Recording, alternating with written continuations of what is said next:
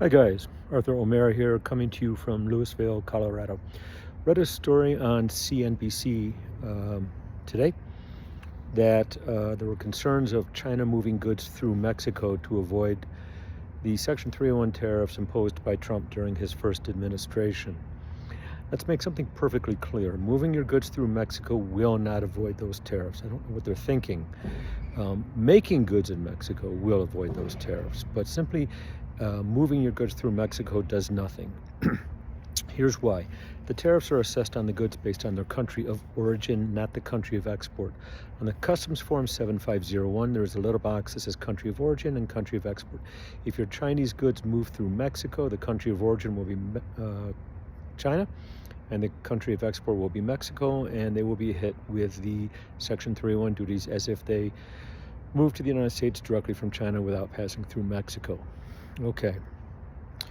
Oh, don't worry, we're going to build our goods in Mexico from Chinese inputs. Okay, you'd like to build something in Mexico from Chinese inputs. That's fine, but in order for it to avoid the Section 301 tariffs, you're going to have to meet those NAFTA marking rules. The NAFTA, the predecessor of the USMCA, has a set of marking rules, and you not only have to meet that, but you also have to qualify for the product-specific marking rules under the USMCA, which superseded, or I wouldn't say superseded, I would just say came after the NAFTA, because NAFTA's not 100% gone.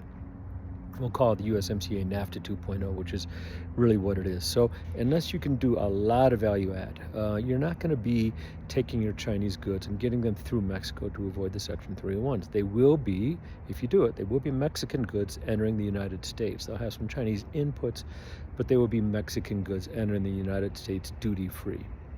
There was also some concern about China flooding the American market with Chinese automobiles.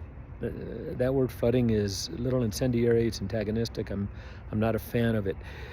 Let's use the word dumping.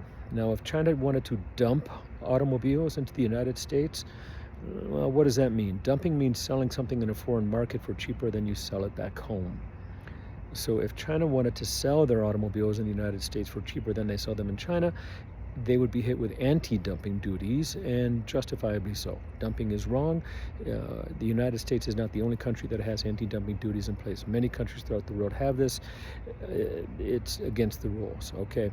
So if China wants to sell their automobiles in the United States for more than they sell them for in China, okay, then it would be difficult for anyone to file a dumping complaint against them.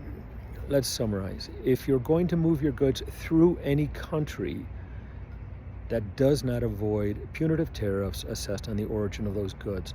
You have to have a certain amount of value-added work, and the amount of value-added work is generally determined by a product-specific rule of origin associated with a free trade agreement. Sans free trade agreement, you're going to be looking at World Customs Organization rules of origin, which speak to substantial transformation. That's a separate conversation to get into. I'm too short for this video. If you like this, hit like, hit subscribe, check out my website, tell me what you think, and see you on LinkedIn too. Have a great day.